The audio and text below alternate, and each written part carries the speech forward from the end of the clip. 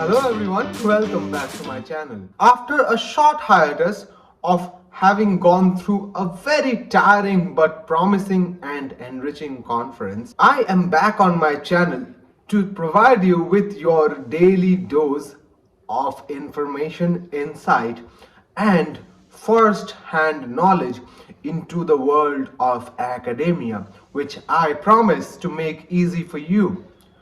Now, as most of you already know by now, the UGC, in collaboration with the NTA, is planning to make some very fundamental changes to the structure and positioning of the UGC NET examination, which is supposed to kick in from December 2024.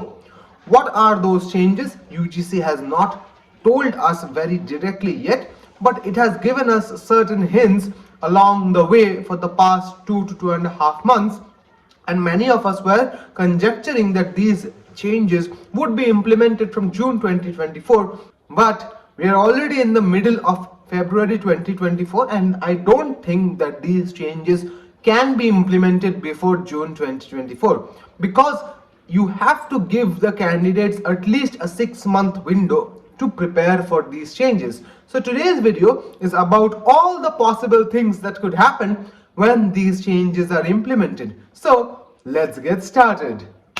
The first fear that is residing in the hearts of many of you who have tried to crack the NET exam for the past 6 months, 1 year, 1.5 years, 2 years, or whatever number of months or years it may be, is that UGC will introduce negative marking in the NET exam. Well, if you ask me, that's not a bad thing. Why do I say that? The fundamental reason behind that is, if negative marking is introduced in this examination, that will avoid people from doing this. Inky Pinky Punky, Daddy bought a donkey, donkey died, Daddy cried, Inky Pinky Punky. Therefore, it will make the exam a fairer competition for those who have studied really hard. Since there is no negative marking right now, all people who have at least 2 brain cells in their brain attempt all the 150 questions that are there, and as a result, because of the laws of probability, some of them, even without knowing most of the answers of those questions, end up getting the score which is required in order to pass that examination and qualify as an assistant professor, and in some very rare cases also as a JRF. Therefore, negative marking is the first possible thing that UGC NET is going to introduce from December 2024. So I would suggest you to attempt this June 2024 exam with all your vigor, preparation and mettle, so that you don't have to wait for December 2024 to find out what new things UGC and NTA are cooking together in order to make your life more miserable. Those of you who have been appearing for the NET exam for a long time, or have been associated with this exam for a long time, as long as I have, or maybe even longer, those of you who remember what these two institutions did together in the years 2020 and 2021, the repeated and repeated postponements, and not taking out the results on time, messing up with the cutoffs and everything like that. So maybe if you introduce negative marking, all these things will reduce and it will make the exam a more fair fight. The second thing which anyone could have guessed is that they will go back in time exactly 12 years to 2012, and they will reintroduce the subjective questions or the subjective paper in itself. Those of you who are old enough to remember what 2012 looked like, remember we were thinking that the world is going to come to an end and all of us are going to die? Well, that is going to happen eventually, maybe not today or in 2012, but somewhere in the future. But that was the year when UGC stopped taking subjective papers, or the third paper as we famously knew it. Now, when it comes to an exam which is evaluating your capability to teach in colleges and universities, in my very humble opinion, and I am very sure that many of the university and college level teachers, professors and faculty members would have the same opinion as me, that it is absolutely essential to know how well you write, how well you can formulate your opinions, and more importantly, if you have a overwhelming sense of what your subject looks like, especially when you're dealing with a subject as nuanced and subjective as English literature. In that case, this applies even more. So I think it will make the exam more appropriate for its end purpose. Now, the third thing which has already happened actually is that NET is now no longer an applicable criteria to bypass the research eligibility test for PhD entrances. And only if you have a JRF will you be exempted from that. Two of the very big universities of West Bengal, namely Jadavpur and Vishwabharati, suffered great losses in 2023 because of this great fiasco, and only Jadavpur University emerged victorious out of this battle, and Vishwabharati had to retake its PhD entrance interviews once again after the entire process was completed. And I know this for a fact because I appeared for that interview in 2023, both in Jadavpur and in Vishwabharati. So, from 2024, it is more or less certain that almost all universities, be it a central university or a state university, all government and government affiliated colleges and universities who can take PhDs will require you, even if you are NET qualified, to pass a research eligibility test. This is good because till 2023, for 5 seats, there were more than 350 applicants in the English department of Jadavpur University, and this number is more or less the same across all universities. One of the great things about getting selected for a PhD program at the Department of Comparative Indian Language and Literature at the University of Calcutta was that I had to sit for a research eligibility test myself, despite having had NET 5 times. I don't even remember how many times I have passed it at this point of time anymore.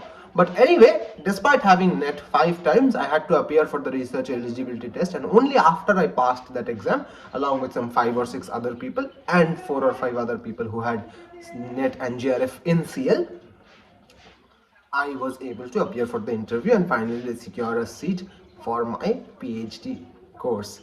Next, one of the fundamental things that people are worried about is the validity of the NET certificate. Till date, any NET certificate that is issued to you will be valid throughout life, because once you pass the exam, it is more or less assumed with a certain level of certainty that you are not going to lose out on the knowledge that you have proved to be in possession of.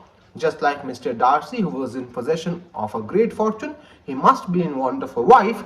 Similarly, if you are in possession of great knowledge, then you must be looking for a job. Therefore, your NET certificate was valid for life. But now, they are planning to reduce your validity of the NET certificate in all probability. I'm not saying that this is going to happen, but this may happen.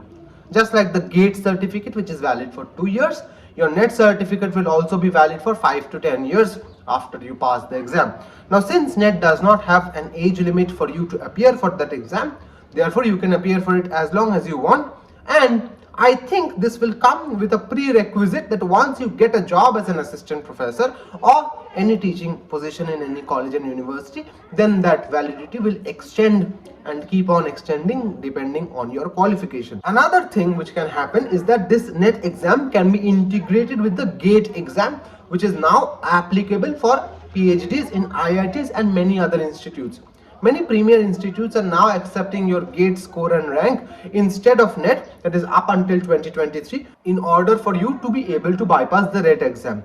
But since that bypassing of the RET exam is now no longer a thing, therefore it makes it easier for and more sensible for the two authorities to come together, join hands and merge the two exams in one, so that they can take 2 exams, one NET and one GATE.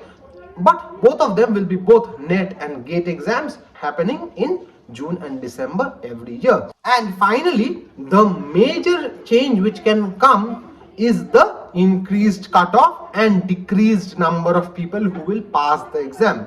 As most of you already know, at this point of time, around 6% of people who appear for this exam qualify for the post of assistant professor, and around 1 to 0.9% of the entire people who appear for that exam pass as a JRF.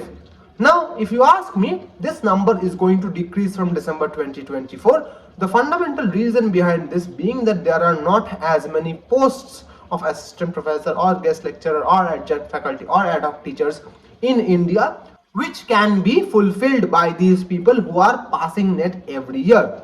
Now, of course, it is a truth universally accepted that all people who are passing NET will not go ahead to apply for the post of assistant professor or guest lecturer or any teaching position in any college and universities. Many of you pass the exam for fun, many of you do it, but you have other intentions at the back of your mind, and these things go on and on. But even if we assume that half of you who are passing that exam are going to take up the teaching line and are going to stay in academia, even then such number of vacant posts in India do not exist because of the red tape and because of the fundamental lack of intention of government and government affiliated institutes to hire people in the position of vacant seats for months and years at end. So if less number of people qualify this exam every year, then that reduces the problem for the central and the state governments, and they don't have to declare their youth as unemployed.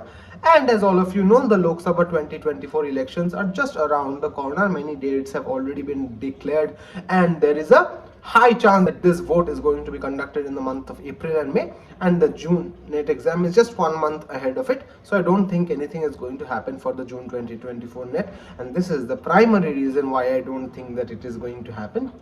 Anyway, these are the fundamental changes that I wanted to discuss with you. If you have any questions, and most importantly, if you want to prepare well for your June 2024 exam, you can comment interested down in the comments, and I'll tell you what you can do in order to ace this exam and not worry about the changes that are going to happen in December 2024. And of course, if you have any questions, comments, doubts, please leave them in the comment section down below. Don't forget to like, comment, share and subscribe. I'll see you in the next video. Till then, hasta la vista.